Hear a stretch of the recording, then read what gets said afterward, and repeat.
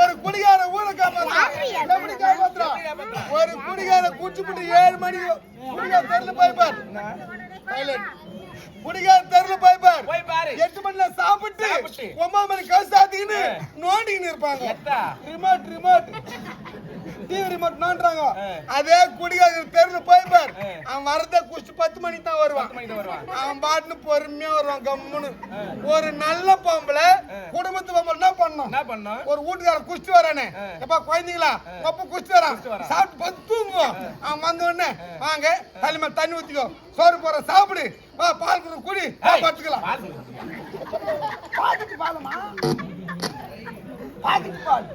குடிக்கிறேன் பத்துல கூட்டு பார். எந்த குடிகார குழந்தை மாதிரி பார்த்துட்டு கம்முன்னு தூங்கிடுவான். ஆனா நீங்க அப்படியே பண்றீங்க. அவன் குஷ்ட தெரு மண்ணை பார்த்துட்டா போதும், அவன் கம்மன் தான் வருவான். நீங்க எடுத்துக்கிறீங்க ராமாயணத்தை.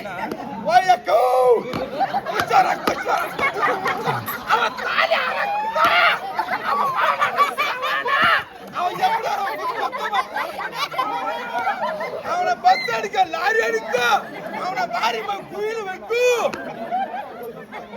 அவனை வாரி போய குயில் வைக்கும்.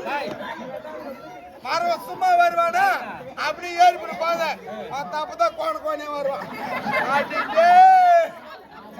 ஏத்தி விட்டுருது நேரம் வர தமாலும் மண்டி வடிக்கிறான்.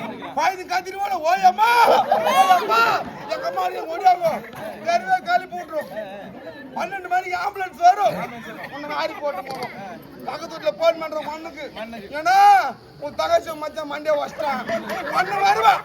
ஏன் மண்டிய என்ன 3 மணிக்கு ஆம்புலன்ஸ் ஆறி போட்டு போவோம். பக்கத்து வீட்டுல பேசிப்பாங்க. இந்த வீட்டுல பேசுவாங்க. இந்த வீட்டுல சொல்லுவா அவன் வேலைக்கு போறேன்னு அங்க யாரும் வச்சுக்கிறான் போல அப்படிங்க சொல்றது. இந்த வீட்டு சொல்லுவாங்க அது இல்லையே அவன் வேலைக்கு தான் போறான், இந்த சக்கத்தை யாரை வச்சுக்கிறான். இப்படி இந்த வீட்டுல பேசுறது. இப்படியே பேசுறதுல மணி 4-5 ஆயிடும். ஊரே திருவிழா மூச்சுட்டு இருக்கும். அந்த ஊர்ல தொலை வருவானா அப்ப ஊரை காப்பாத்து யாரு?